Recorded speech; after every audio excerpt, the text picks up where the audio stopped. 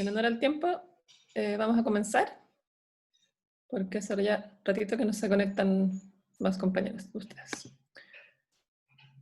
Entonces, hola Pablo, gracias por contestar. Ya, vamos a empezar hoy día con nuestra clase de rotura prematura de membranas. Esta clase está más acotada, les pido disculpas en la clase anterior si la diabetes fue muy larguita, pero esta, como les comentaba, no deja de ser importante. Vamos a ver que la rotura prematura de membranas es una patología sumamente prevalente en la población obstétrica y que nos va a dar bastantes dolores de cabeza. Vamos a tener muchas veces en nuestras salas hospitalizadas a muchos pacientes con membranas rotas. Son pacientes que lo pasan bastante mal, que cuando son embarazos muy pequeños están con un pronóstico fetal bastante difícil y neonatal. Son hospitalizaciones prolongadas, con riesgos tanto para el feto como para la madre. Entonces la idea de la presentación del día de hoy es dimensionar cuál es el impacto de la rotura prematura de membranas en la salud perinatal, comprender el funcionamiento de las membranas fetales. Vamos a ver que las membranas no es una simple bolsita inerte, sino que todo lo contrario. Las membranas están vivas, tienen varias funciones que las vamos a revisar, y por lo tanto van a ser esenciales para un embarazo sano. Y cuando no están, o cuando se rompen, vamos a ver que va a venir esta patología que va a tener bastantes implicancias para la salud, tanto de la madre como para el feto. Vamos a tratar de comprender bien la fisiopatología de la rotura prematura de membranas, identificar las principales causas de esta enfermedad y cuáles son los factores de riesgo que uno podría identificar para intentar prevenir esto, realizar un diagnóstico apropiado de la rotura prematura de membranas y comprender el manejo inicial y el manejo hospitalizado de la paciente con membranas rotas. Vamos a ver qué va a ser según la edad gestacional del embarazo. ¿Qué vamos a ver entonces? Vamos a revisar algunos aspectos generales de la rotura prematura de membranas, la fisiología de las membranas fetales, la fisiopatología de la rotura prematura de membranas, la etiología y los factores de riesgo de rotura prematura de membranas, cómo se hace el diagnóstico, cuál es el tratamiento inicial y finalmente el manejo según la edad gestacional. Para terminar con algunos reforzamientos y conclusiones. Entonces, a modo de introducción, tenemos que la rotura prematura de membranas se define como aquella rotura de membranas previo al inicio del trabajo de parto. O sea, es una paciente que no está con contracciones, que no está con dolores de trabajo de parto, y que de repente de manera súbita comienza a perder líquido por vía vaginal. Esta rotura vamos a ver que a veces es muy escandalosa y se pierden litros de líquido, y a veces es más sutil. Hay una pérdida sutil de líquido que la madre no tiene claro si puede ser escape de orina, o incluso nosotros los clínicos a veces nos queda la duda, ¿ya? Pero por definición, para la alta rotura prematura de membranas, es en una paciente sin trabajo de parto. ¿Cuál es el problema de la rotura prematura de membranas? Que como vamos a ver tiene una incidencia bastante alta, ¿ya? En los embarazos de pretérmino, antes de las 37 semanas, tiene una incidencia entre un 2 y un 3%. Y en los embarazos de término, en cambio, tiene una incidencia de un 8%. Vamos a ver que si bien nuestra patología nosotros nos enfrentamos mucho y ponemos más hincapié en la rotura prematura de membranas bajo las 37 semanas, en los embarazos de término la rotura prematura de membrana igual nos va a significar algunas implicancias en el fondo adicionales del punto de vista de la atención de estas pacientes, ¿ya? Como el uso de antibióticos, cómo necesariamente hacer inducciones de trabajo de parto, versus la paciente que ingresa en trabajo de parto con membranas íntegras y tiene su trabajo de parto de forma fisiológica, ¿ya? Además, esta rotura prematura de membrana va a estar presente en alrededor del 40 al 50% de los partos prematuros, ya que como vamos a ver, las membranas son parte fundamental de la vía común del parto, y por lo tanto cuando se rompe la membrana, ya se activó una de estas tres vías, y por lo tanto la mayoría de estas pacientes en una semana va a tener su parto, en promedio, ¿ya? Y el problema principal de esta enfermedad, que a menor edad gestacional, sobre todo, se asocia en un gran porcentaje a infección intraamniótica, ¿ya? O sea, la infección está presente como una causa fundamental de esta enfermedad, en alrededor del 70% de los casos, ¿ya? La rotura prematura de membranas la vamos a clasificar en tres grupos, y después incluso la de pretérmino la vamos a subdividir cuando hablemos de tratamiento. Vamos a hablar de rotura prematura de membranas previable, en aquellas pacientes que rompen bolsita antes de las 24 semanas, en que son embarazos cuyo feto no puede sobrevivir fuera. La RPM de pretérmino, que es aquella que ocurre entre las 24 y las 37 semanas, y la rotura prematura de membranas de término, que es aquella que ocurre en el embarazo de término, o sea, sobre las 37 semanas. Y como les comentaba, la rotura prematura de pretérmino la vamos a subdividir entre aquella rotura prematura de pretérmino tardía, que es entre las 34 y 37 semanas, y la precoz, que es la bajo 34 semanas. Porque en cuanto al tratamiento van a haber algunas diferencias. ¿Cuál es la importancia de estas membranas fetales? Debemos aprender que estas membranas son del feto, ¿ya? No son de la madre, sino que son estructuras embrionarias, ¿ya? Tenemos el amnios, que se forma precozmente, y el corion. ¿Se acuerdan que hay un espacio celómico? Y el corion, en el fondo, es la zona de las membranas fetales que va a interactuar con la decidua materna, ¿ya? Y en el fondo como con el tejido uterino. Esta membrana, en el embarazo chiquitito, bajo las 12 semanas se distingue muy bien el amnios, que es esta membrana brillante, del corion, que es la que está en contacto con la decidua materna. Y este espacio celómico después se fusiona, y en el fondo se fusionan ambas membranas alrededor de las 12 semanas de embarazo, ¿ya? De ahí pasa a ser una sola membrana, pero que en el fondo uno tiene súper claro que son dos membranas. Cuando el jueves veamos embarazo gemelar, va a ser incluso más notorio cómo estas bolsitas amnióticas en el fondo van a ser distintas cuando son embarazos bicoriales. Esta es la membrana, y como yo les comentaba, esta es una placenta de término. Esta membrana no es solo colágeno, ¿ya? Es una membrana que está viva, o sea, tiene un epitelio por su cara amniótica, que es la cara hacia el feto, y por su cara, en el fondo, decidual o coriodecidual, que es el corion. Tiene células, estas células son activas, hay fibroblastos, y hay una matriz, en el fondo extracelular, que va a estar conformada principalmente por colágeno, ¿ya? Piensen que esta membrana, de ser un embrioncito enanito y ser un saquito de 1 o 2 centímetros, que es cuando se comienza a ver en la ecografía, va a llegar a ser un verdadero globo, ¿ya? Y eso es porque esta membrana tiene la capacidad de proliferar, va a sufrir constantemente, en el fondo, recambio celular a nivel de sus epitelios, va a tener un componente inmunológico sumamente importante, y el colágeno también va a ir desarrollándose a medida que avanza el embarazo. Y eso va a permitir que esta membrana sea sumamente elástica y sumamente firme, porque en el fondo va a permitir albergar a este feto, incluso cuando son embarazos gemelares, una vez que son dos bolsitas sumamente grandes, elásticas, y en el fondo van a ser fundamentales para el bienestar fetal. Acá hay una fotominoscopía electrónica, en que en rojo se ven los componentes celulares y en verde los componentes de fibra y de colágeno, ¿ya? Y como pueden ver, hay, hay bastantes capas en estas membranas que le van a dar en el fondo todas las características a esta bolsita, ¿ya? Que va a ser fundamental, como les comentaba, porque tiene varias funciones, ¿ya? ¿Cuáles van a ser las funciones de la membrana fetal? De partida, una función inmunológica. ¿Ya se acuerdan que cuando hablamos de fisiología del embarazo, hablamos de los fenómenos de inmunocompetencia e inmunotolerancia? Eso también ocurre no solo a nivel de la placenta, sino que también a lo largo de todas estas membranas, ¿ya? En su cara coriodecidual, esta membrana interactúa con el tejido materno y por lo tanto se generan fenómenos de inmunotolerancia, ¿ya? Y hacia la cara amniótica, esta bolsita también es fundamental y tiene efectos en el fondo de proteger al feto, no solo mecánicamente, sino que también a través de una función inmunológica, ¿ya? La función estructural de la membrana es más evidente, porque en el fondo actúa como una barrera mecánica, ¿ya? Y esta barrera mecánica, en el fondo, hace que este feto esté protegido de la zona vaginal, por ejemplo, y de las bacterias que pudiesen ascender desde la vagina hacia el feto, ¿ya? La función mecánica, como ya les comentaba, permite albergar al feto y al líquido, que en el fondo entre feto y líquido al final del embarazo son por lo menos 5 o 6 kilos, porque un feto pesa 3,5 kilos al final del embarazo, más 1,5 litros de líquido, más la placenta, etc. Y también las membranas van a tener una función endocrina, ¿ya? Ahora, ¿qué pasa cuando se rompe la bolsita? Ya normalmente acá hay un equilibrio entre, en el fondo, el feto, la madre, una comunicación constante, que la vimos la vez anterior, ¿verdad? Por vía final, principalmente endocrina.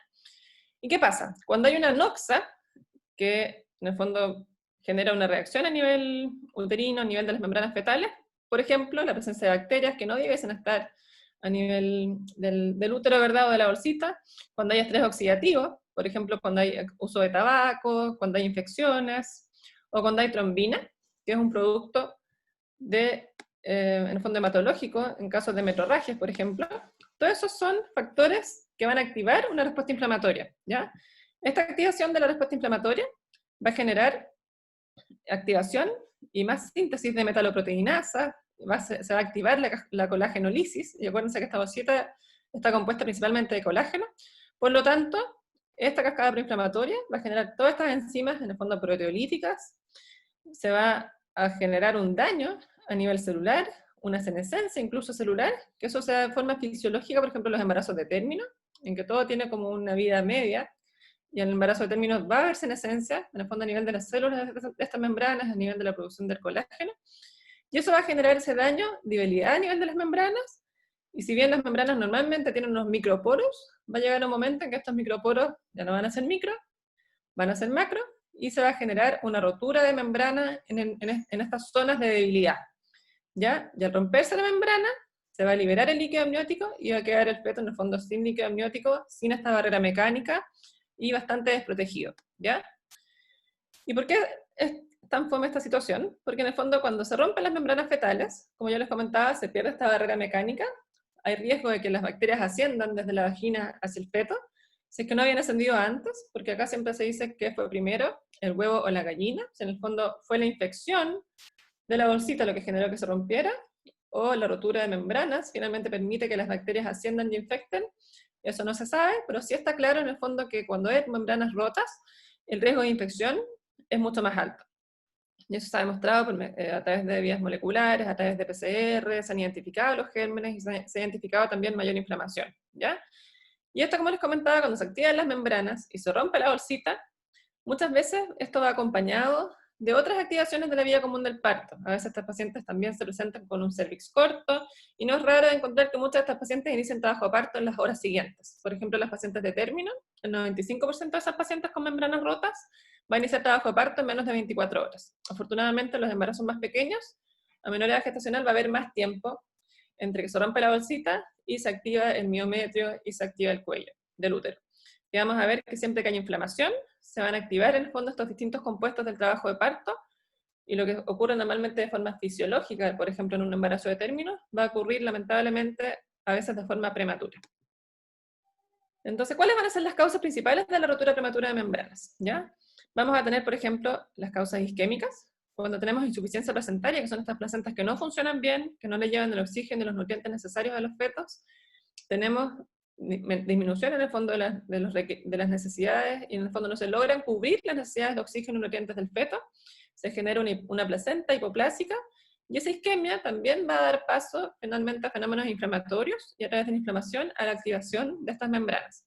La metrorragia obstétrica, ya sea por un desprendimiento, o a veces hay metrorragias que son totalmente idiopáticas, también van a generar la presencia de este factor muy proinflamatorio que es la trombina, y va a gatillar toda esta cascada que vimos cuando vimos la fisiopatología.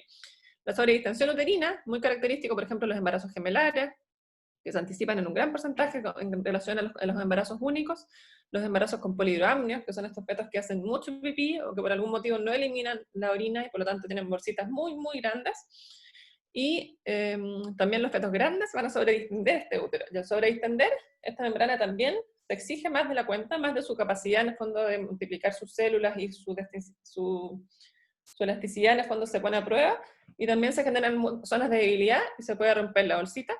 La infección o la inflamación son los principales mecanismos implicados. Ya dijimos que la infección y la presencia de gérmenes está involucrada en el 70% de las membranas rotas. Y por otro lado, como les comentaba, también está el estrés oxidativo, como el consumo de sustancias, el tabaco, el uso de drogas, y el estrés en general. Vamos a ver qué va a ser capaz en el fondo de desencadenar lamentablemente estas vías comunes del parto. Por lo tanto, si entendemos la fisiopatología, vamos a poder entender el porqué de los factores de riesgo de rotura prematura de membranas, ¿ya? Como todo en la obstetricia, siempre vamos a catalogar los factores de riesgo, incluso los factores etiológicos, en causas maternas, fetales y ovulares, o factores de riesgo maternos, fetales y ovulares, que eso sirve siempre como para tener como un orden mental al momento de enfrentar las distintas patologías obstétricas. Entonces, ¿cuáles van a ser los factores de riesgo de las madres? Principalmente el parto prematuro previo, o la rotura prematura de membranas en un embarazo anterior. ¿Ya? Eso se ve porque aparentemente hay factores genéticos involucrados en estas patologías, y no es infrecuente encontrar que las pacientes que ellas fueron prematuras, tengan partos prematuros, o que tienen hermanas que han tenido partos prematuros, o que su mamá tuvo partos prematuros, y ellas en el fondo replican esta patología, ¿ya? Patologías maternas, principalmente vasculares, por ejemplo, la hipertensión, la diabetes, todas las patologías endoteliales que dijimos que se asociaban en ocasiones a isquemia placentaria o insuficiencia placentaria, van a tener más riesgo de romper membranas. Las infecciones genitales, la tricomona, las infecciones de transmisión sexual, el gonococo, la clamidia, la vaginosis bacteriana incluso, están implicadas también en un mayor riesgo de parto prematuro. porque hay toda una teoría inmunológica del parto prematuro y de la rotura prematura de membranas. El consumo de sustancias, principalmente el tabaco, que genera estrés oxidativo, la cocaína, que genera isquemia, entre otras drogas. Las pacientes con cervix corto o con patología cervical, las pacientes que han sido sometidas a cirugías, por ejemplo, del cuello del útero, y también la desnutrición y el estrés en general, ¿ya? Causas fetales, como les comenté, todo lo que genera, en el fondo, sobredistensión uterina, como el embarazo gemelar, el polihidroamnio, el feto grande para la edad gestacional, y al igual que en el parto prematuro hay algunas patologías fetales puntuales, por ejemplo, como la gastrosquisis, que es un defecto de la pared abdominal del feto, en que el intestino sale hacia la cavidad amniótica, y el hecho de que esté el intestino en contacto con las membranas y en contacto con el líquido amniótico también genera inflamación, y en el fondo estas membranas se activan prematuramente, ¿ya?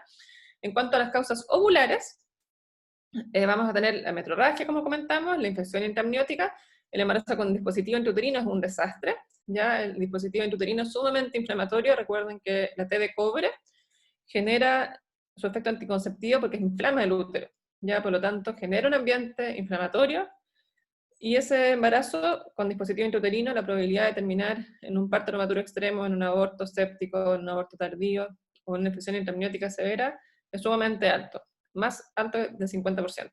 Por lo tanto, en general se recomienda sacar el dispositivo apenas se pueda, en un embarazo pequeñito, y cuando no, incluso hay países donde las madres pueden optar por interrumpir su embarazo. Y como les comentaba, también dentro de las causas ovulares está la insuficiencia placentaria. Ahora, ¿cuál es la importancia de esta ruptura prematura de membranas? Que dijimos que se asocia a morbilidad, ¿ya? A morbimortalidad tanto materna como a morbimortalidad fetal y neonatal, ¿ya?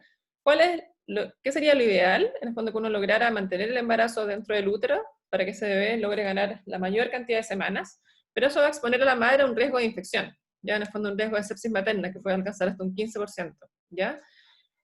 Y por otro lado, si uno saca al bebé apenas se rompe la bolsita, obviamente desde el punto de vista obstétrico podríamos decir que uno resuelve el problema, pero finalmente no lo resuelve mucho porque ese bebé termina en la neonatología durante meses, con todas las secuelas a largo plazo que va a tener un bebé prematuro. Por lo tanto, esta patología tiene morbimortalidad materna. Como les comentaba, estas pacientes a veces tienen largas estadías intrahospitalarias, tienen más riesgo de sepsis materna, de endometritis puerperal y también más riesgo de cesárea. Ya muchas veces rompen bolsita y el feto está en podálica, y así se queda, porque sin líquido el bebé no puede girarse, y por lo tanto estas pacientes tienen mayor riesgo de cesárea por distocias de presentación del feto, por pacientes, por ejemplo, que tienen una cesárea anterior, y no una o dos cesáreas anteriores y no se pueden inducir, o porque a veces ocurren fenómenos agudos de urgencia que requieren una intervención rápida, como el desprendimiento prematuro de placenta, que siempre está aquí rondando por el tema de que hay un ambiente infeccioso. En cuanto a la morbilidad fetal y neonatal, vamos a tener el riesgo principal de la infección. Como yo les comentaba, cuando no está la bolsita íntegra, las bacterias a nivel vaginal, que la vagina tiene bacterias, ascienden por vía, en el fondo por canalicular ascendente se le denomina, ascienden y van a colonizar en el fondo toda esta zona, y el feto se va a infectar en distintas medidas, deglute el fetito, lo poco de líquido que tiene, con bacterias, y eso les genera muchas veces una sepsis fetal, ¿ya? La infección intraamniótica va a tener distintos estadios, en ellos el estadio más avanzado es la peritonitis clínica, en que la madre tiene fiebre, hay una taquicardia materna, taquicardia fetal, y muchas veces salida incluso de pus por vía vaginal, y obviamente esto genera un síndrome de respuesta inflamatoria fetal, que al igual que en el adulto, va a generar repercusión en todos los órganos, y en el fondo van a ser recién nacidos que nacen en muy malas condiciones, muchas veces no logran sobrevivir, y cuando logran sobrevivir muchas veces quedan con secuelas bastante severas, sobre todo desde el punto de vista neurológico, ¿ya? ¿Qué pasa además con el bebé que no tiene líquido? ¿Ya? El líquido amniótico es sumamente importante, hablamos de la importancia de las membranas como una barrera en el fondo mecánica y una barrera inmunológica, pero el líquido amniótico es súper importante. ¿Y para qué? De partida, lo más lógico en el fondo es para permitir la motilidad del feto, ¿verdad? Que el feto se mueva, que pueda expandir su bracito, etc. Pero lo más importante es el desarrollo de los pulmones, ¿ya? Normalmente los fetitos degluten líquido, pero además lo aspiran por la nariz. Y eso hace que los pulmones del feto sean húmedos, no solo porque los canales de sodio funcionan de forma reversa y tiran agua hacia el pulmón, sino que es porque el líquido de la bolsa, en el fondo, el líquido amniótico, entra a los pulmones, ¿ya? Y el líquido amniótico tiene una función como mecánica, y además de que distribuye las moléculas de señalización que van a permitir el desarrollo pulmonar. Por lo tanto, cuando se rompen las bolsitas muy prematuramente, por ejemplo, antes de las 24 semanas y sobre todo antes de las 20 semanas, este pulmón se mantiene colapsado, ¿ya? Y al mantenerse colapsado este pulmón y sin líquido, eso genera una hipoplasia pulmonar, ¿ya? Este mecanismo fisiopatológico es muy similar al que se ve, por ejemplo, en las hernias diafragmáticas congénitas, ¿ya? Las hernias diafragmáticas congénitas son un defecto a nivel del diafragma de los fetos, a través del cual asciende, dependiendo si es derecha o es izquierda, contenido abdominal, puede ser el intestino, puede ser el hígado, por ejemplo, y ese órgano comprime un pulmón e impide en el fondo que este pulmón se llene de líquido y se mantiene totalmente hipoplásico. Es un pulmón que no se desarrolla, y el problema es que al final estas bobitas cuando nacen, si tienen un pulmón demasiado pequeño, hacen todo su esfuerzo por respirar y no pueden respirar, y fallecen, en el fondo por una hipoplasia pulmonar severa, ¿ya? En las hernias diafragmáticas, por ejemplo, lo que se hace incluso es un procedimiento intrauterino, que con un endoscopio le ponen un balón en la tráquea a los fetitos con la hernia diafragmática. Y el hecho de poner ese balón en la tráquea permite que ese pulmón mantenga su líquido, y ese líquido permite que el pulmón se desarrolle, porque se movilizan en el fondo todas las moléculas de señalización y permite que el pulmón y los vasos sanguíneos del pulmón se desarrollen, ¿ya? Entonces, cuando son las membranas, cuando la bolsita se rompe muy prematuramente, el pulmón no tiene líquido y va a sufrir hipoplasia pulmonar. Y a menor edad gestacional este riesgo es mayor, ¿ya? Y puede ser una hipoplasia pulmonar desde que leve, a que la bobita requiera oxígeno en los primeros días, o a un bebé que requiera oxígeno de por vida, o un bebé que simplemente no logre respirar, ¿ya?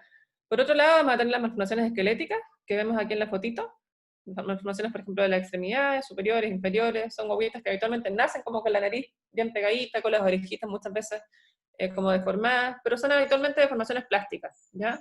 Que se logran recuperar con ortopedia muchas veces. Y el extremo es el síndrome de Potter, que su nombre original está dado para las bobitas que no tienen riñones, que tienen una ausencia absoluta de líquido amniótico, pero también podemos ver desde el punto de vista del aspecto, estas bobitas como medias papiráceas, como arrugaditas, en el fondo con todas estas deformaciones esqueléticas y a nivel facial, eso se denomina síndrome de Potter. Lo que nos comentaba respecto a los pulmoncitos, aquí vemos una radiografía. Estas bobitas habitualmente tienen un tórax muy característico que se le llama tórax de campana, que nosotros lo vemos eso en la ecografía. De hoy en día también hay bastantes formas en el fondo de predecir el riesgo de hipoplasia pulmonar en estos bebés, ¿ya? Porque hay algunas fórmulas que uno puede utilizar, que utilizan el diámetro del tórax versus el diámetro abdominal, la resonancia, uno puede calcular volúmenes pulmonares, etcétera, para poder dar un pronóstico desde el punto de vista de sobrevida de este fetito. Doctora. Y como les comentaba, siempre que hay un riesgo de infección intraamniótica, el desprendimiento es nuestro enemigo, ¿ya? Y en el fondo, estos pacientes hacen más desprendimiento de placenta no inserta, porque al no tener bolsita, hay más riesgo de infección, hay inflamación, y en el fondo, si se genera una rotura de un vasito sanguíneo, se genera este gran hematoma, o este coágulo en el fondo retroplacentario, eso desprende la placenta y muchas veces tiene resultados catastróficos. Y nos puede llevar a muerte fetal por el desprendimiento, o también muchas de las muertes fetales son secundarias a infecciones, que lamentablemente la corionitis, al igual que el desprendimiento, muchas veces son ocultas. Y no es clínica, y las bobitas finalmente cuando uno ve las autopsias están totalmente infectadas, en el fondo como colonizadas por distintas bacterias, ¿ya? Y obviamente aquí el principal problema es la prematurez, con todas sus complicaciones asociadas, como la displasia broncopulmonar, la hemorragia interventricular, la enterocolitis necrotizante y la mortalidad.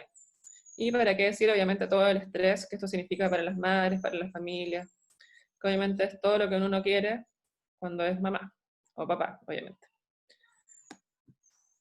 Por lo tanto, es una patología importante, prevalente, y con un alto impacto en la morbimortalidad materno-fetal, ¿ya? Ahora, ¿cómo vamos a hacer el diagnóstico de esta rotura prematura de membrana? Principalmente, el diagnóstico va a ser clínico, ¿ya? O sea, las madres van a consultar espontáneamente porque van a notar que están perdiendo líquido, ¿ya? Y como les comentaba, si bien la mayoría de las veces es con escándalo, y se pierde líquido y se vuelve a perder, a veces va a ser más sutil, y vamos a tener la duda, y en esas ocasiones en que la paciente tiene la duda, lo que uno va a hacer, en el fondo, es como un buen examen físico, ¿ya? El examen físico en estos casos siempre es con especuloscopía.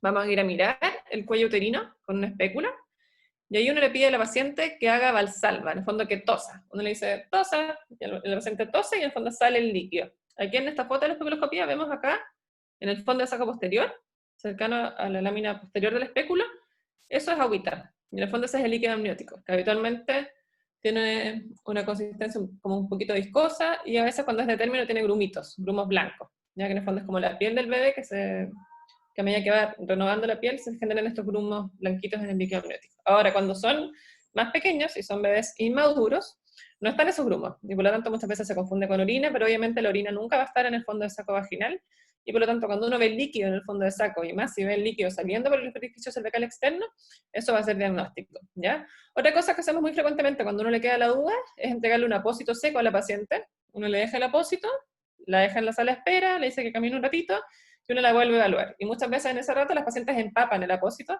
y además se describe que el líquido tiene un olor bien característico, que es a cloro. Yo la verdad que no le siento tanto olor a cloro, pero tiene un olor bien característico, bien propio del líquido amniótico. Y por lo tanto muchas veces hacemos el diagnóstico clínico, ¿ya? Ahora, cuando nos quedan dudas, vamos a tener algunas herramientas adicionales, ¿ya? Ahora, súper importante, el diagnóstico de la rotura prematura de membrana se hace con examen físico, con especuloscopía, al toser, o a veces es evidente, pero nunca, nunca, nunca vamos a hacer un tacto vaginal, ¿ya? Cuando hay membranas rotas. Nunca cuando son embarazos en el fondo prematuros, que uno va a tratar de aguantar el embarazo lo más posible, porque con cada tacto vaginal que uno hace, aumenta el riesgo de llevar bacterias desde el exterior o desde la vagina hacia la cavidad uterina y en el fondo hacia el feto. Y está demostrado que a mayor número de tactos, menor periodo de latencia. El periodo de latencia en el fondo es el periodo que transcurre desde que se rompe la ovcita hasta que la agüita nace. Por lo tanto, el tacto vaginal está totalmente contraindicado en la rotura prematura de membranas, ¿ya? Ahora, cuando tenemos dudas diagnósticas vamos a tener algunos tests a mano. Entre ellos está el test de herborización o de cristalización, que es muy sencillo, que consiste en tomar una muestra de líquido amniótico, ponerlo en una placa y dejar que se seque.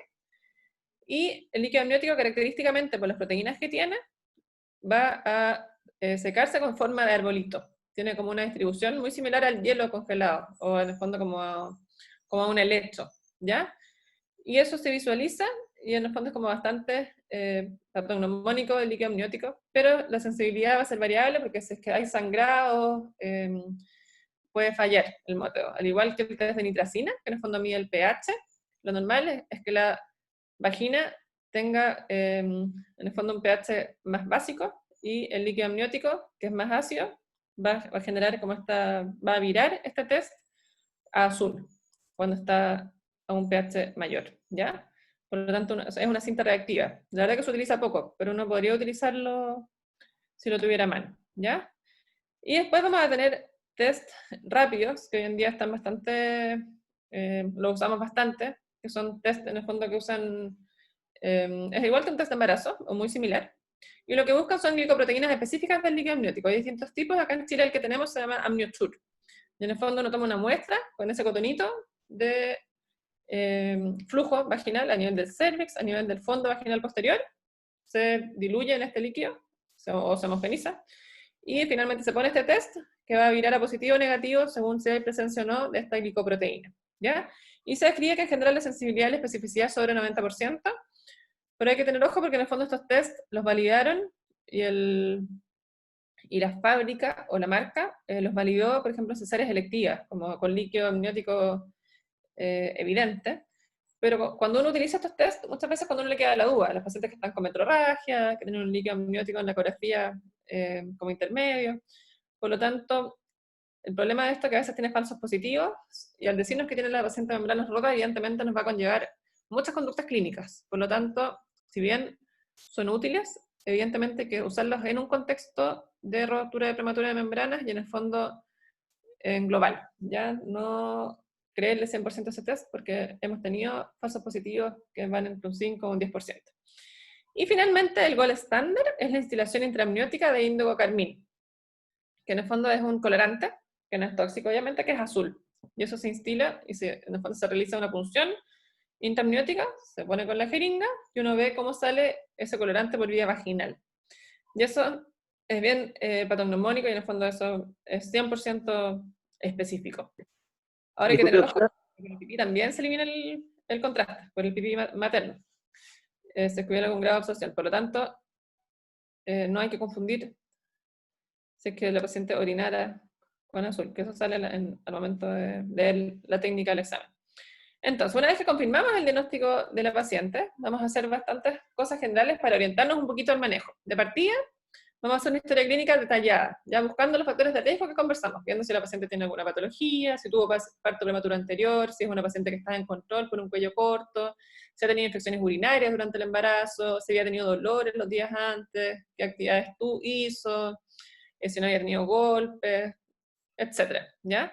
El examen físico es súper importante, es el examen físico completo, el examen obstétrico, evitando el tacto vaginal, y siempre, como les comentaba, hacer la especuloscopía, para ver cómo está el cuello del útero, para objetivar que efectivamente el líquido amniótico viene del orificio cervical externo. Siempre vamos a corroborar el bienestar fetal, porque hay que recordar que cuando se rompe la bolsita, en el fondo hay una inflamación de por medio, y por lo tanto muchas veces puede ser un mecanismo fisiológico del feto ante un ambiente adverso. Por lo tanto, siempre que hay contracciones antes de tiempo, siempre que hay rotura prematura de membranas o en el fondo cualquier riesgo de parto prematuro, hay que pensar que algo está pasando, que este feto quiere salir. Ya, por lo tanto, tenemos que hacer una evaluación bien completa para tratar de identificar por qué se rompió la bolsa, ¿ya?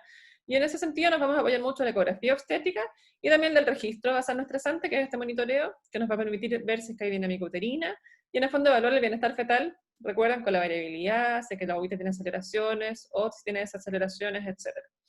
Lo ideal es siempre aquí, ya comentamos que las membranas rotas se asocian a infección intermediática en un 70%, por lo tanto lo ideal es descartar la infección.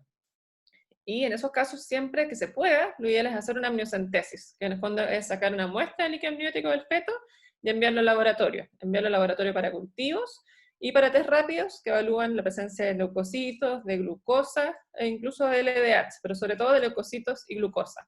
Y si una vez que ese líquido amniótico está infectado, vamos a tomar una conducta, versus una infectada. Si no está infectado, vamos a tomar otra, ¿ya? Y como yo les comentaba, como siempre puede haber un riesgo de infección aquí dando vueltas, siempre vamos a pedir examen y laboratorio materno básico, que son los parámetros hematológicos, viendo que no haya, por ejemplo, leucocitosis importante, la PCR, que es más específica que la leucocitosis para infección, sedimento de orina y urocultivo. ¿Qué vamos a ver en la ecografía? De partida vamos a ver la presentación fetal, si este feto está de cabeza o está de potito, porque si está de potito es muy poco probable que sin líquido se gire, y por lo tanto, si está de potito, uno siempre va a estar atento a que si esta paciente inicia trabajo de parto, tendríamos que cambiarnos en el fondo a un escenario quirúrgico y hacer una cesárea, cuando es un feto viable. Vamos a fijarnos en el líquido amniótico, que lo habitual es que encontremos un líquido amniótico sumamente disminuido, pero como yo les comentaba, no todas las roturas prematuras de membrana son tan de libro, y a veces hay roturas prematuras que son estas roturas sutiles, en que hay como un escape de a chorrito, y muchas veces al momento de la ecografía hay un líquido amniótico subjetivamente disminuido, o a veces incluso normal, ¿ya? Por lo tanto, la presencia de líquido amniótico normal en la ecografía no descarta membranas rotas, y por ejemplo los fetos con polihidroamnios, que son estos fetos que tienen mucho líquido, a veces hacen tanto pipí, por ejemplo los hijos de madre diabética mal controlados, son bebés que hacen tanta orina, que muchas veces el líquido amniótico se ve normal, o incluso un poquito disminuido, pero tienen líquido, ¿ya? Y de todas maneras la presencia de líquido amniótico cuando hay membranas rotas igual es un buen factor, porque se dice que el bebé que está orinando es un bebé que dentro de todo está relativamente bien. Cuando un bebé está muy mal alimentado, está muy restringido, por ejemplo, desde el punto de vista de crecimiento, o está con una infección, y con este síndrome de respuesta inflamatoria fetal, secundaria de infección, son bebés cuyas arterias renales están vasocontraídas, al igual que los adultos, y por lo tanto orinan poco. Y el hecho de que la bobita esté en anhidramnios o no tenga nada de líquido, se asocia a más probabilidad de que la bobita nazca pronto versus los bebés que tienen más de 2 centímetros de líquido amniótico que tienden a nacer un poquito después, ¿ya? Siempre vamos a ver el crecimiento fetal, y cuando hay restricción de crecimiento vamos a fijarnos en los Doppler, que son los estudios de flujo sanguíneo del bebé. La amniocentesis, como yo les comentaba, lo ideal es tratar de hacerla siempre, pero la verdad que en términos prácticos muy pocas veces se logra hacer, porque si no hay líquido amniótico, muchas veces no hay dónde funcionar para sacar líquido. Ya, o a veces si hay una placenta anterior con un líquido muy disminuido, es complejo, además que si no hay líquido, uno corre el riesgo de funcionar el cordón umbilical, que eso puede ser también complicado, ¿ya?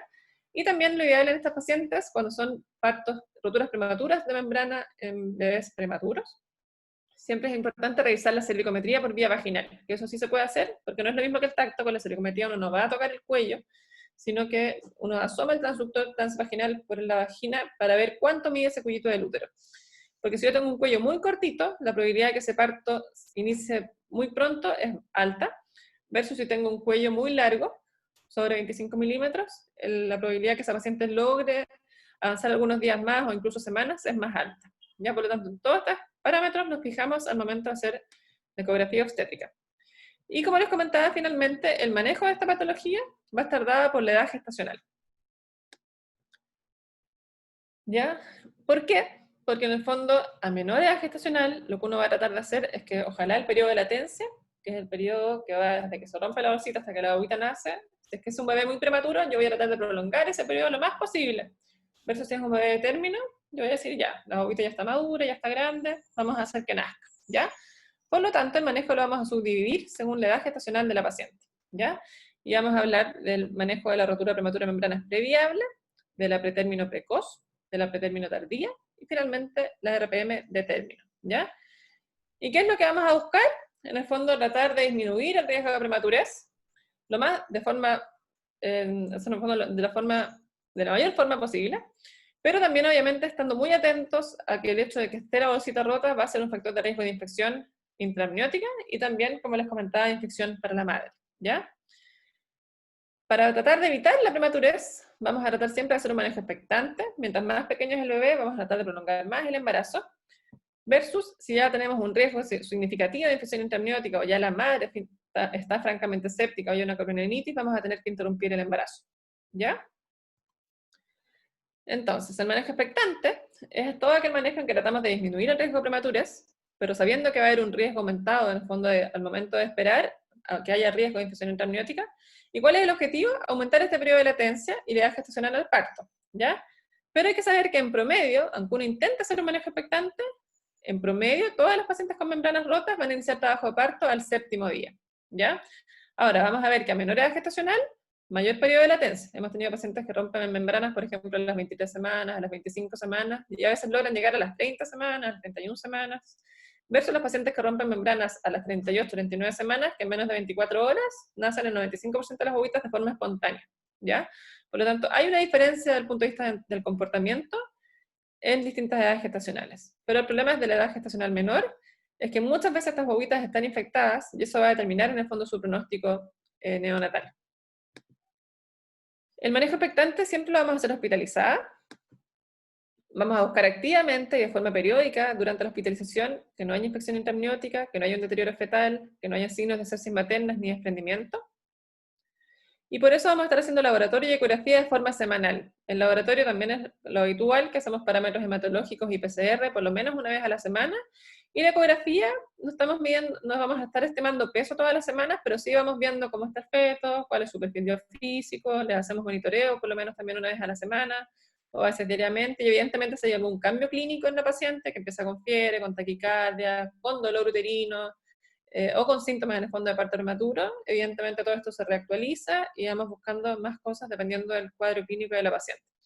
Pero estas pacientes, como les comentaba, a veces están 1 mes, 2 meses hospitalizadas y semanalmente y todos los días las vamos viendo, revisamos el apósito que no tenga flujo purulento, le preguntamos a la madre cómo se siente, si se mueve la bobita, si ha tenido contracciones, y como les comentaba, vemos el ciclo de la madre, que no tenga taquicardia, que no tenga fiebre, el monitoreo y los latidos cardiofetales también, y vamos en el fondo día a día preguntándonos, ¿dónde está mejor esta bobita? ¿Está mejor dentro del útero o va a estar mejor fuera del útero? Y así lo hacemos hasta que llega un momento en que definimos que el bebé va a estar mejor afuera que adentro, ¿ya? El manejo expectante en el fondo tiene 2 pilares fundamentales, que son la maduración corticoidal fetal, que busca madurar principalmente los pulmones del feto, pero vamos a ver que la maduración corticoidal no solo madura los pulmones, por eso no es maduración pulmonar, sino que maduración corticoidal, sino que madura también la barrera hematoencefálica, disminuyendo la hemorragia intraventricular, madura también el intestino del feto, disminuyendo la enterocolitis nebulizante, y vamos a ver que los corticoides van a tener efectos a nivel de todos los sistemas fetales. Acuérdense que los corticoides son hormonas intracelulares que van a actuar a nivel de la transcripción génica, y por lo tanto se van a traducir finalmente a proteínas, ¿ya? Por lo tanto, desde que yo le pincho el corticoide a la madre, ese corticoide en 24 horas ya pasa a través de la placenta al feto, y en el feto ya están los primeros RNA mensajeros para producir las proteínas, por ejemplo, de surfactante pulmonar. Que a las 48 horas desde la inyección en la madre ya va a haber surfactante pulmonar expresado en el fondo, y las proteínas del surfactante van a estar en el feto para madurar sus pulmones, por ejemplo, ¿ya? Por lo tanto, en todos estos fetitos prematuros vamos a usar la maduración corticoidal, que habitualmente usamos 2 dosis de betametasona de 12 miligramos cada 24 horas, o si no tenemos betametasona, podemos usar dexametasona de 6 miligramos cada 12 horas. Y también, como se rompió esta bolsita y ya no tenemos en el fondo esta barrera, y este factor protector inmunológicamente hablando, vamos a dar antibióticos. Y es un antibiótico profilaxis porque es para evitar la infección. Cuando hay una infección vamos a hacer otro tratamiento que es más amplio, ¿ya? Pero cuando no hay infección demostrada y hacemos, en el fondo, y tratamos de evitar la infección, vamos a dar ese antídoto profilaxis que es estándar, que es ampicilina 2 gramos cada 6 horas endovenoso, más eritromicina 500 cada 6 por 48 horas, y después se continúa por amoxicilina, o a veces cuando no hay amoxicilina puede ser con la misma ampi, pero lo ideal es cambiar a amoxicilina de 500 vía oral cada 8 horas, más eritromicina vía oral por 5 días. Y en total, en el fondo es un tratamiento de 7 días, ¿ya? Y es importante recordar que el uso de amoxicilina con ácido clavulánico está contraindicado, ya porque en todos los estudios cuando se aprobó que la ampicilina y la eritromicina, eran los mejores antibióticos, se evaluó que al usar ácido clavulánico, que en el fondo aumenta mucho el espectro de cobertura del antibiótico, hubo más enterocolitis necrotizante en los recién nacidos, de forma muy significativa, y por lo tanto está contraindicada en el uso en los casos de membranas rotas. Y lo ideal es tratar de evitarlas en el embarazo. Se puede usar, pero cuando es estrictamente necesario. Ahora, ¿cuáles van a ser las contraindicaciones de manejo expectante? Que en el fondo buscan prolongar el periodo de latencia, evidentemente, contraindicaciones de seguir esperando, como la cariomionitis clínica, en que hay una sepsis materna significativa y si uno trata de prolongar el embarazo, termina en un desastre, muchas veces con muerte fetal, y poniendo en riesgo a esa madre también de terminar en una unidad de cuidados intensivos o con una sepsis materna severa. El desprendimiento prematuro de placenta, evidentemente, también contraindica un manejo expectante, cuando hay un deterioro significativo de la unidad fetoplacentaria, o en el embarazo de término, vamos a ver que el manejo expectante no parece ser la mejor opción, porque en esos casos el manejo expectante va a atribuir más riesgo a la madre que beneficio. Por lo tanto, la interrupción inmediata va a ser el tratamiento de elección en los pacientes con membranas rotas de término, cuando hay corionitis, desprendimiento o deterioro de la UFP. Y en general, siempre lo ideal es tratar de priorizar el parto vaginal. Ya dijimos que en los pacientes con membranas rotas el 70% tiene infección, y por lo tanto si hago una cesárea, que es una cirugía que no es menor, sino que es una cirugía grande, va a tener más riesgo en el fondo de infección de la herida operatoria, de hemorragia postparto, de pérdidas hemáticas mayores, y en el fondo de tener una infección incluso pélvica, más riesgo de tromboembolismo. O sea, la cesárea tenemos un sinnúmero de riesgos y en una paciente con infección, mucho peor. Por lo tanto, lo ideal en estos casos es siempre intentar que sea parto vaginal, pero no siempre se va a poder, por ejemplo, cuando los fetos están en presentación podálica. Acá en Chile no hacemos partos en podálica de forma electiva, por el riesgo de retención de cabeza última, que son guaguitas que salen, cuya cabeza queda dentro, en el fondo del canal del parto, y obviamente si uno no logra sacar la cabecita, la guaguita fallece, y es una circunstancia sumamente difícil de tratar. Cuando hay una restricción de crecimiento, que son guaguitas muy pequeñas, con los flujos sanguíneos de la placenta alterados, también son bebés que no toleran los trabajos de parto, y como les comentaba, si hay un desprendimiento severo, en que hay un deterioro del bebé, del bienestar fetal, obviamente no puedo someter a ese bebé a un parto, porque también se me va a estresar y voy a terminar probablemente con un muerte neonato. Y cuando hay cesáreas anteriores, tampoco se puede realizar inducción. Pues, hay una contradicción absoluta, de hecho, cuando son más de 2 cicatrices. Ahora, cuando hay una cicatriz, uno puede hacer inducciones mecánicas, con balón, pero también es cuestionable usar un balón en pacientes con membranas rotas, pero la oxitocina sí se podría utilizar, pero en general en los servicios se utiliza poco. Ahora, en cuanto al manejo, como les comentaba, vamos a dividirlo por edad gestacional. En cuanto a la paciente con membranas rotas previable, antes de las 24 semanas, este grupo es difícil de manejar porque en el fondo el pronóstico es sumamente malo, ya tanto para el manejo expectante como para el manejo en el fondo de la interrupción, que significa que se interrumpe y se acaba el embarazo, con resultado de muerte neonatal. Este grupo tiene una alta mortalidad materna y fetal, ya cuando las membranas se rompen antes de las 22 semanas, por el hecho que yo les comentaba que en el fondo pasan estas bobitas más de la mitad del tiempo sin líquido amniótico. Bajo las 20 semanas los pulmones casi no están formados, son sumamente pequeños, y sin líquido amniótico sus pulmones no se desarrollan. Por lo tanto, cuando se rompe la bolsa antes de las 22 semanas, la probabilidad de sobrevida de estos recién nacidos es menos del 20%, ¿ya? Y además, esa sobrevida, y ese 20%, en el fondo concentra una cantidad de secuelas que es sobre el 90%. O sea, de los que sobreviven la gran mayoría en muy malas condiciones, con secuelas neurológicas, por el fondo por la infección que está asociada muchas veces a estos casos, con secuelas pulmonares importantes. Por lo tanto, es un muy mal grupo, ¿ya? Y en aquellos casos que además se hace un manejo expectante, puede haber un riesgo de sepsis materna severa, en el fondo, sobre el 15%, ¿ya? Por lo tanto, es muy difícil de manejar este grupo, pero obviamente si hay una infección evidente a esa edad, por el bien de la madre, uno interrumpe el embarazo, ¿ya? Y en otros países en que hay probabilidad, nosotros, la ley de aborto no incluye este grupo, ¿ya? Solo obviamente cuando hay un riesgo materno inminente, ¿ya? Pero no podemos en el fondo interrumpir estos embarazos solo porque rompieron membranas, no habiendo como signos claros de infección, que en el fondo ponen en riesgo a la madre, pero se agarran en el fondo de ese 20%, que no es que no tengan ni una posibilidad, estas bobitas tienen una posibilidad, pero es una posibilidad baja y con alta probabilidad de secuela, ¿ya? En cuanto al antiprofilaxis y la evaluación corticoidal en estos fetos, distintas guías, sobre todo la guía del American College, dice que uno podría dar los antibióticos a partir de las 20 semanas y los corticoides a partir de las 23, pero lo ideal siempre a partir de las 24 semanas, ¿ya? Y eso es porque los corticoides se ha visto que podrían tener algún mini efecto antes de las 24 semanas en cuanto a la sobrevida, pero todavía no se ha demostrado efectos como a nivel de las secuelas respiratorias, ¿ya?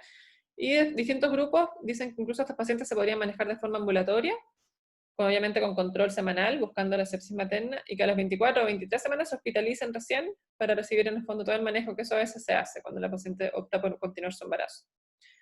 En cuanto a la ruptura prematura de membranas precoz, este es como el grupo que habitualmente tenemos en nuestros hospitales de forma como permanente, siempre en las salas tenemos pacientes hospitalizados con membranas rotas, y en estos pacientes uno opta por manejo expectante. Ya el manejo expectante siempre conlleva la corticoterapia, que dijimos que era uno de esos pilares, y la antibioprofilaxis de membranas rotas, y hacemos vigilancia materno-fetal semanal, con ecografía, con laboratorio, y diariamente preguntando síntomas de infección, si tiene contracciones la paciente, vemos el apósito, palpamos el útero para ver que sea un útero que está blandito y que no está hipertónico, como con signos de infección, o que no está sensible y doloroso. Vamos a interrumpir el embarazo siempre que haya infección intraamniótica, que hay un deterioro del UFP, desprendimiento, o en aquellos embarazos que ya llegan sobre las 34 semanas.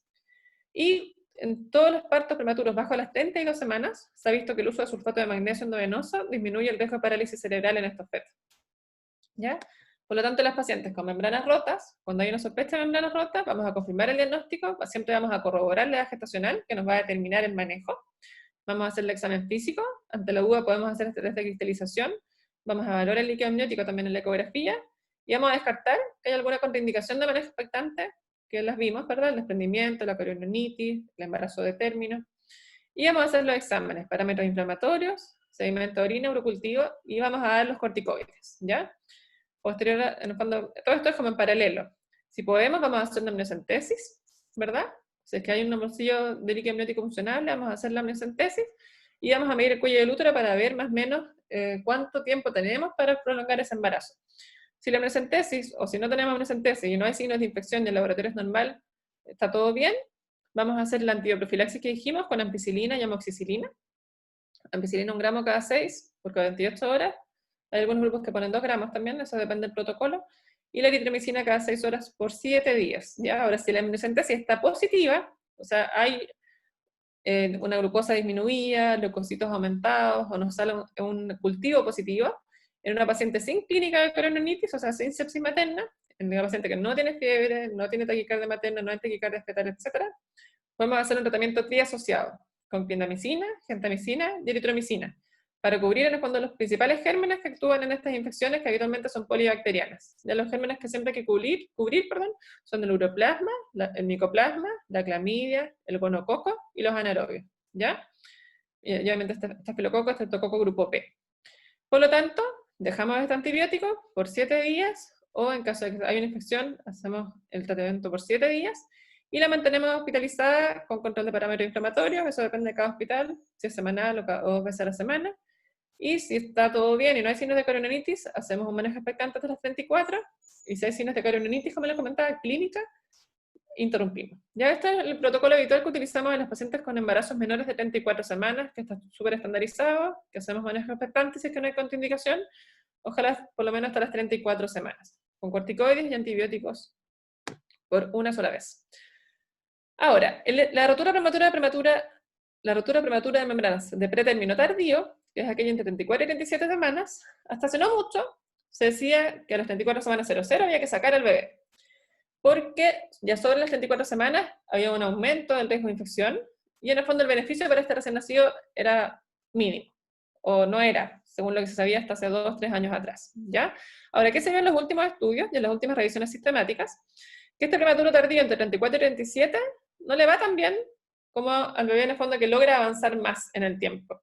Y vieron, hicieron un estudio, bueno, hicieron varios estudios, en el fondo hicieron como un metaanálisis que incluyó al menos 7 estudios relativamente grandes, y compararon cómo les iba mejor a estos bebés. Si seguían dentro del útero esperando mayor edad gestacional, o si los sacaban en el fondo llegando a las 34 semanas 00.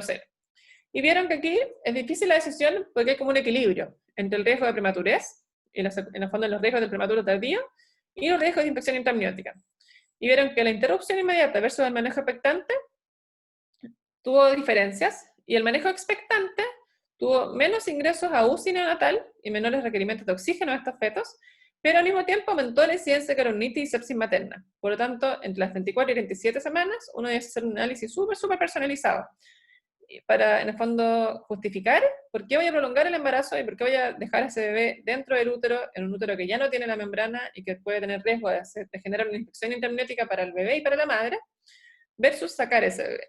Y en el fondo, eso se hace caso a caso, como les decía, uno le explica a los pacientes, muchas veces hacemos decisiones compartidas con la paciente, le explicamos y les preguntamos qué prefieren, que su bobita esté más en la neo, y ella correr el riesgo en el fondo de tener una infección postparto, o si prefieren esperar un poco. ¿Cuándo hemos esperado, francamente? Por ejemplo, en bebés que vienen con patología. Hemos tenido pacientes con hernias diafragmáticas que rompen membranas, hemos tenido pacientes, por ejemplo, con gastrosquisis, que son bobitas que van a requerir cirugía, cardiopatías fetales, para qué decir, todas esas bobitas lo ideal es que nazcan a mayor edad gestacional, ¿ya?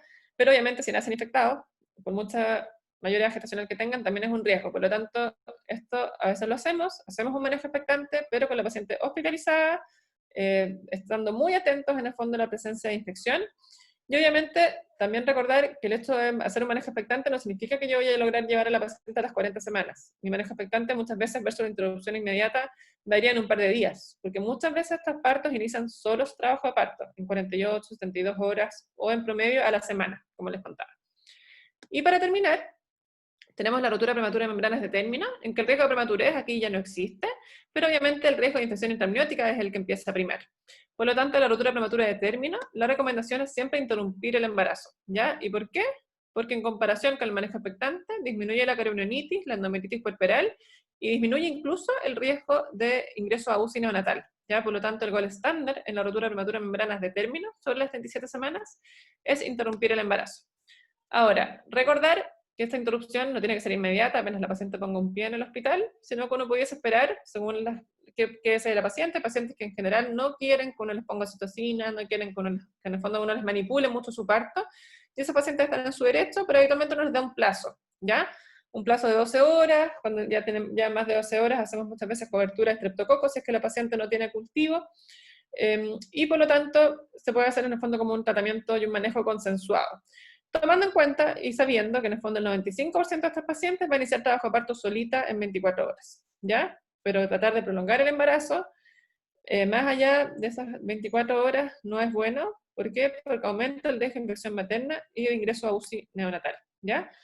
Por lo tanto, resumiendo, tenemos que el manejo de las membranas rotas va a depender de la edad gestacional. En aquellas RPMs previables vamos a poder discutir con la paciente caso a caso si hacer un manejo expectante versus la interrupción, porque la interrupción en el fondo en este caso va a terminar con un mortineonato, versus el manejo expectante que podríamos terminar con un recién nacido vivo, pero es muy poco probable que ese recién nacido sea sano, ¿verdad? Ya dijimos que su sobrevida en general va a ser baja, 20%, a mayor edad gestacional un poco mayor, pero en general con hartas secuelas, ¿ya?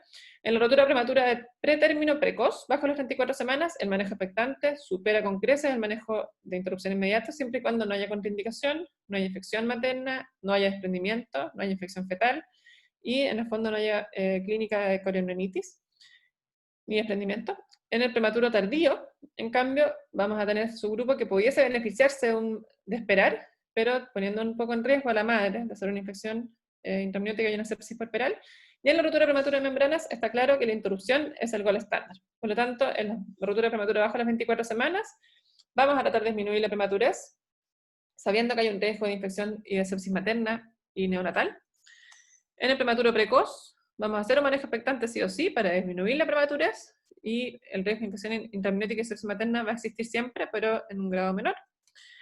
Entre las 34 y 27 semanas, como les decía, entre la prematurez y la infección va a haber un equilibrio, por lo tanto, la decisión va a estar tomada caso a caso. Y en el mayor de 37 semanas, el riesgo de la prematurez no existe, porque ya no hay prematurez, pero el riesgo de infección materna y sepsis materna va a ser el que está aumentado, y por lo tanto el manejo y el gold estándar es la interrupción. Entonces, a modo de conclusiones, tenemos que la rotura prematura de membranas es una patología prevalente, y ya dijimos que tiene una alta morbimortalidad asociada, sobre todo por las altas tasas en el fondo de prematurez y de patología neonatal asociada. Dentro de sus etiologías, la mayoría van a ser comunes al trabajo de parto, ¿verdad? Prematuro, causas maternas, causas fetales, causas ovulares. Y hay que recordar que las membranas rotas van a estar en un 50%, van a estar presentes en un 50% de los partos prematuros bajo 47 semanas, ¿ya? Que en el fondo es muy importante, porque los partos prematuros son los que nos generan la mortalidad perinatal, y en el fondo las muertes de los menores de 1 año, en su gran mayoría, son por bebés prematuros. El diagnóstico de estas membranas rotas va a ser fundamentalmente clínico, aunque como les comentaba, cuando queda la duda, pueden usarse test diagnósticos complementarios. El tratamiento de la rotura prematura de membranas va a depender del bienestar materno-fetal y va a estar determinado según la edad gestacional. Y la decisión finalmente entre un manejo expectante y la interrupción del embarazo va a ser siempre personalizada, ya que como les comentaba, barajando los riesgos de la prematurez versus los riesgos de infección materno y fetal, ¿ya? O sea, si yo tengo, por ejemplo, como les comentaba, un bebé de 32 semanas, 33 semanas, pero con patología fetal, yo voy a tratar de que esa guaguita nazca lo más grande posible, ¿ya? Pero pues si por otro lado tengo una paciente inmunocomprometida, por ejemplo, que usa inmunosupresores, con patología materna, con preeclampsia, hipertensión, diabetes, yo también probablemente en ese contexto voy a solapar más, en el fondo voy a darle más peso también a la patología materna, y por lo tanto quizás me voy a orientar más a una interrupción más prematura, ¿ya? Pero por lo mismo, si bien hay guías, finalmente uno toma las decisiones caso a caso, ¿ya? Les dejo mi mail ante cualquier duda que tengan. Ojalá todos los embarazos fueran tan bonitos como este. Y voy a dar espacio a las preguntas. Voy a dejar de compartir pantalla.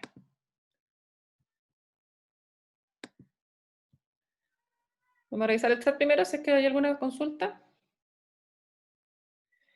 Ya, me preguntan primero, pregunta si el daño es generalizado en las membranas o localizado en ciertos puntos. La verdad que hay estudios ahora bien interesantes que describen la presencia de estos poros, y estos poros microscópicos a nivel de la membrana, que en el fondo serían espacios donde constantemente se están generando como los cambios a nivel de esta membrana. Recuerden que esta membrana es sumamente viva, ya incluso hay células madre en las membranas, por eso, por ejemplo, que se usa las membranas para tratamiento de grandes quemados, por ejemplo, ¿ya? Y bueno, hay una de las teorías, en el fondo, que hay un punto de mayor debilidad. Realmente, en general, cuando hay una rotura de membranas, es toda la membrana la que está afectada. Cuando hacen estudios microscópicos, por ejemplo, ven que toda esta membrana está infiltrada por células inflamatorias, que el colágeno en general está degradado. Cuando miden estas enzimas, la actividad de meteinasa, la actividad de colagenasa también es a nivel global. Pero obviamente hay una zona que es la de mayor debilidad, que es finalmente donde se rompe la bolsa, ¿ya? Por lo tanto, se rompe en un punto, como que la activación de la membrana es de forma global. ¿Podría explicar de nuevo por qué hay mayor frecuencia de desprendimiento? Ya, perfecto. El desprendimiento prematuro que presenta norma incerta es en el fondo la presencia de un vasito sanguíneo que se rompe y que genera un hematoma y un moretón detrás de la placenta. Ese hematoma y ese moretón, por decirlo de forma coloquial, puede ser de distinto tamaño. Y por eso es que hay desprendimientos que son súper chiquititos, y muchas veces uno ve el desprendimiento después de que sale la placenta, y la placenta tenía una zona de un infarto o de un moretón, versus desprendimientos masivos, en que se genera este coágulo que va creciendo, creciendo, creciendo, y finalmente diseca la placenta y la despega, ¿ya? Y eso en general se ve cuando hay daño a nivel de la placenta, cuando hay daño a nivel del endotelio, porque en el fondo es un endotelio dañado que tiene más riesgo de romperse, ¿ya? Y eso está sumamente ligado, por ejemplo, a la insuficiencia placentaria, que es una placenta que es insuficiente, que tiene poco oxígeno, y por lo tanto genera vasos de neoformación, y son vasos de neoformación de mala calidad. Y si a esa placenta tú le pones una presión arterial elevada, y esos vasos sanguíneos de mala calidad, que no tienen a veces ni siquiera como las capas suficientes, las capas normales de un endotelio, se puede romper, y en el fondo se genera el hematoma. Y por otro lado, la inflamación, acuérdense que en general genera como este daño endotelial, ¿verdad? Cuando hay inflamación, hay una activación del endotelio, una cascada en el fondo preinflamatoria, y ese endotelio también es más propenso a romperse, ¿ya?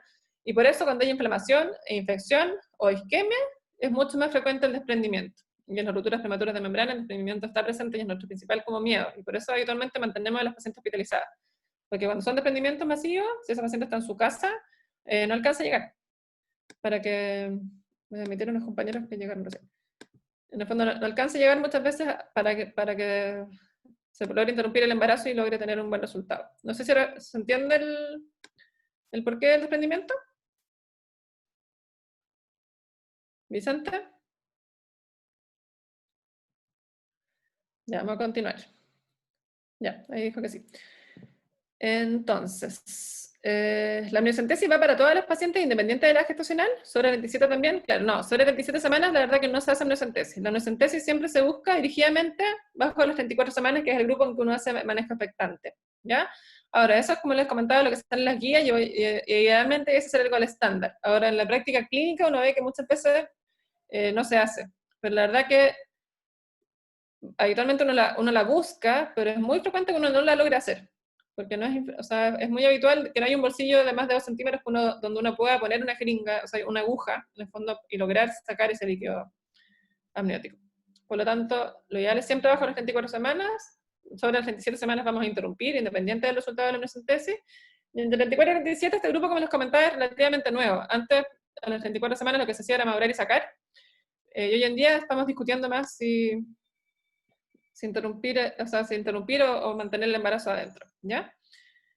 Las mujeres con enfermedades reumatológicas tienen más riesgo de membranas rotas. En general, todas las patologías inflamatorias se asocian a más membranas rotas. Por ejemplo, la colitis ulcerosa, la enfermedad inflamatoria intestinal, son pacientes que tienden a tener más parto prematuro que las pacientes fisiológicas. Ahora, la enfermedad reumatológica en global, claro, el lupus en general se asocia a todos los riesgos obstétricos que se les puedan ocurrir.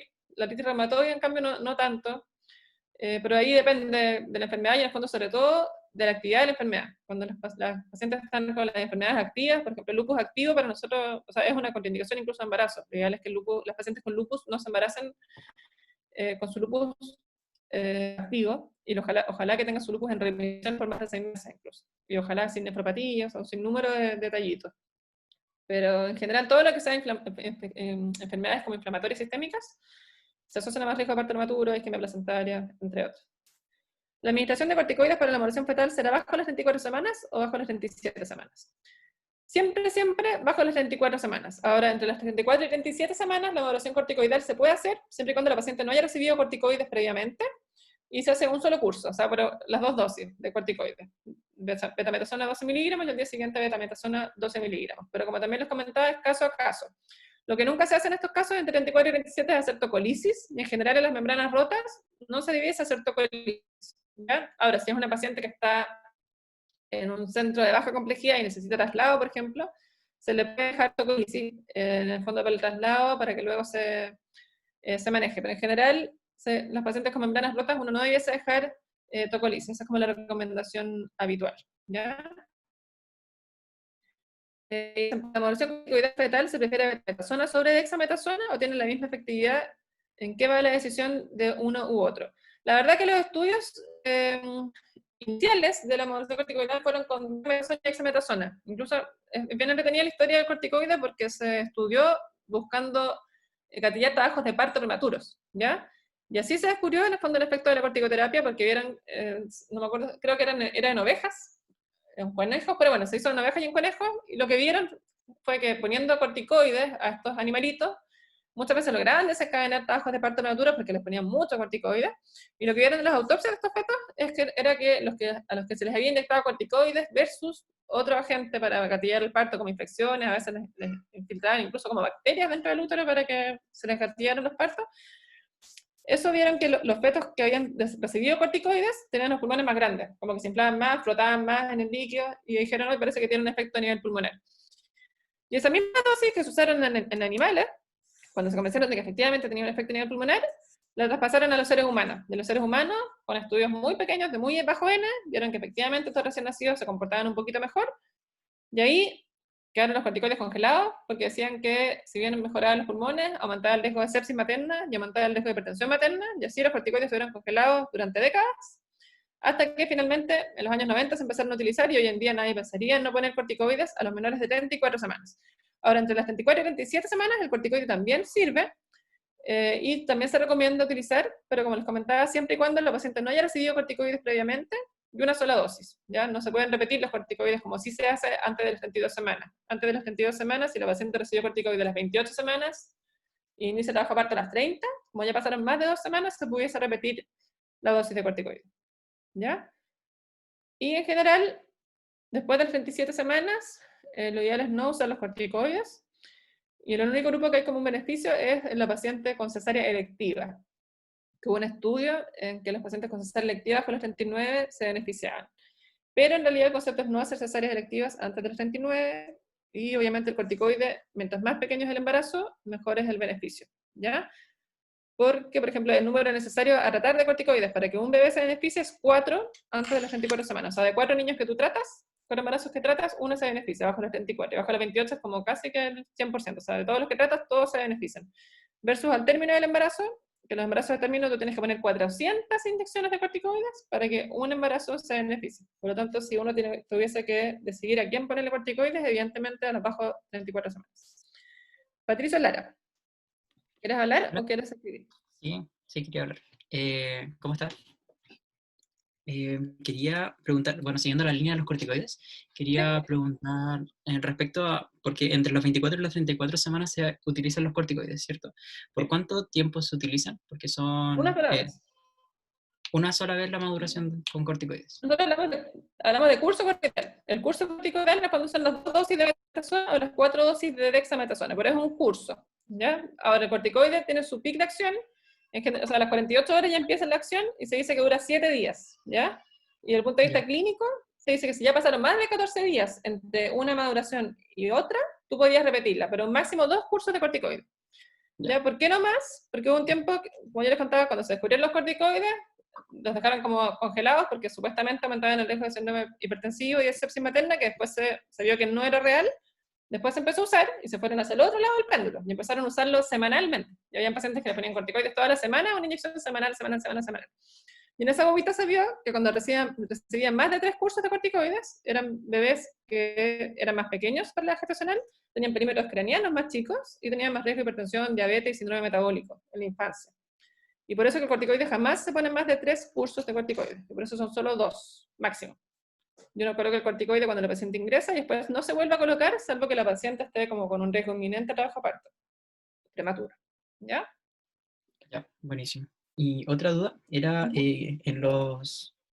bueno, en la ruptura prematura de membrana entre las 34 y las 37 semanas, en las tardías, cuando se va a interrumpir el embarazo, ¿se da una profilaxis de antibiótico?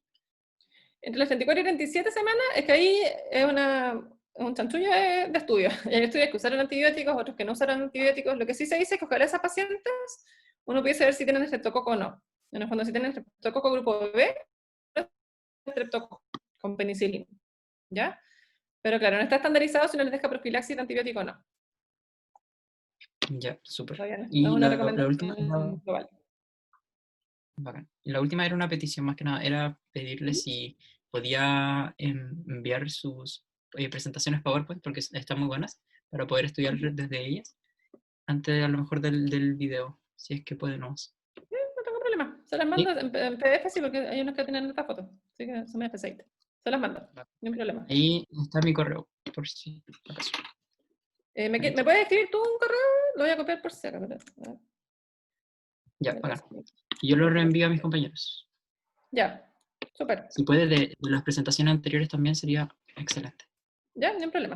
Oye, el Ya, jueves la clase finalmente va a quedar a las 11, la de embarazo gemelar, ¿ya? sí, no había avisado al doctor. Ya, perfecto. Hola, Nacho. Hola, ¿cómo están? ¿Cómo estás?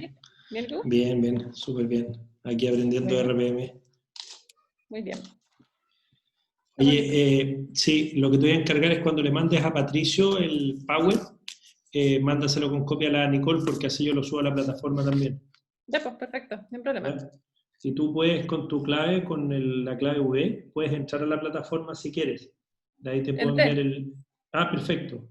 Sí, voy a tratar de subirlo. No me manejo tanto, pero lo puedo intentar. Sí, sí, ahí armé un espacio que se llama PPTs de clases y apoyo. Ya. Así que Acá están ahí, preguntando por un apunte de este tema, dicen. ¿Que lo iban a subir? El de RPM, sí, son unos que tenemos, deberá subirlo más ratito. Ya, perfecto. ¿Qué están preguntando?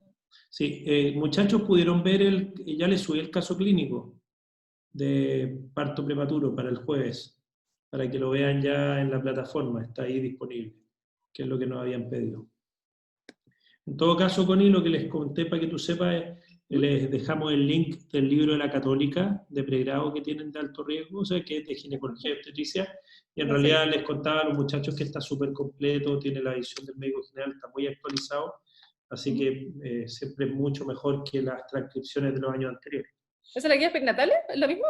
No, es un libro que hizo la Católica, la universidad, lo hicieron en pregrado. Te voy a compartir Carvajal? después.